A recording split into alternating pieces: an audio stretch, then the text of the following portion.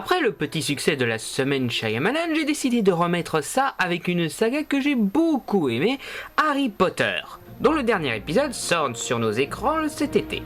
Ça fait 10 ans que cette saga dure, et on en est au 8e film, et pourtant ils ont toujours une certaine qualité. Bien sûr, je n'ai pas besoin de vous parler d'Harry Potter, vous connaissez tous le petit sorcier à lunettes, au moins de nom.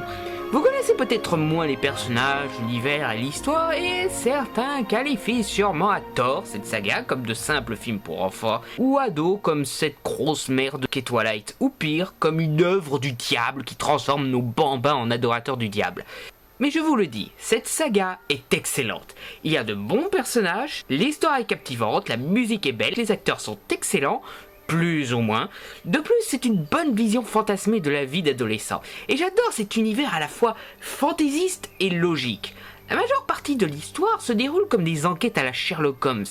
Et c'est fascinant de voir à quel point ces enquêtes sont sensées alors qu'on parle de trucs insensés comme la magie, des sorts, des créatures fantastiques et autres trucs qui généralement faussent la logique ou la déduction. Où tout peut être illusion, où rien n'est normal. Bon, je préviens, je n'ai pas lu un seul livre Harry Potter, mais j'adore les films. Et ne commencez pas à me dire « Si tu lis le bouquin, tu verras que les films sont nuls », parce que je déteste ce genre de conneries. Les films sont bons en eux-mêmes. C'est ce qui compte. S'il manque un personnage dont tout le monde se fiche, ou un sous-scénario qui peut être résumé en quelques secondes, ce n'est pas grave. C'est une adaptation et non pas une retranscription. Les films dureraient plus de 5 heures si les scénaristes avaient inclus toutes les sous-histoires et seconds personnages des bouquins. Et le rythme du film serait également beaucoup plus long et lent et chiant. Le rythme d'un livre n'est pas le même que celui d'un film. Et puis, c'est un plus pour un film d'avoir l'empreinte du réalisateur. C'est bien qu'il prenne des libertés et qu'il rajoute des éléments complémentaires à l'histoire qui n'étaient pas dans l'œuvre originale. Le bouquin est meilleur, tant mieux, mais le film reste excellent. Donc ouais, comme d'habitude, je critiquerai le film dans sa propre forme, pas dans ce qu'elle doit recopier selon les fanatiques du livre. Mais bon, comme dans ce genre d'adaptation, c'est toujours intéressant de comparer pour voir ce que le film apporte ou enlève à l'histoire, j'ai décidé de faire cette semaine en collaboration avec une fan des livres qui aura droit à sa propre partie dans la critique, Radio Phoenix. Radio Phoenix aura sa partie à la fin de chaque épisode, où elle parlera des différentes libertés et modifications apportées aux adaptations, indiquera ce qu'il a été sympa de garder et d'enlever, déclarera sa flamme pour le professeur Lupin et sa haine pour Dobby. Elle a lu tous les livres mais reste une fan de cinéma avant tout, donc elle connaît le principe d'adaptation contrairement à la plupart des fanatiques. Donc elle apportera une analyse un maximum objectif sur la traduction du format papier à la pellicule. Sauf en ce qui concerne Lupin et Dobby. Mais je lui ai dit de se calmer sur ce point, donc croisons les doigts.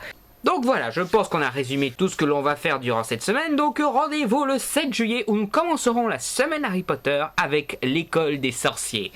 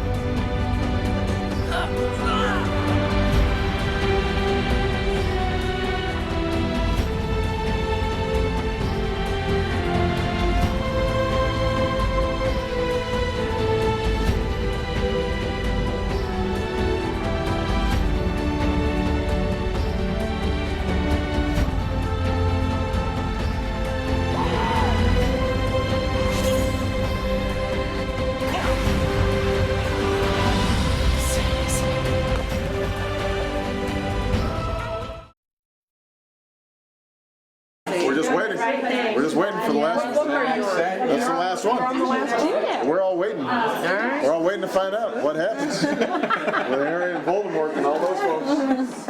It's pretty exciting. You're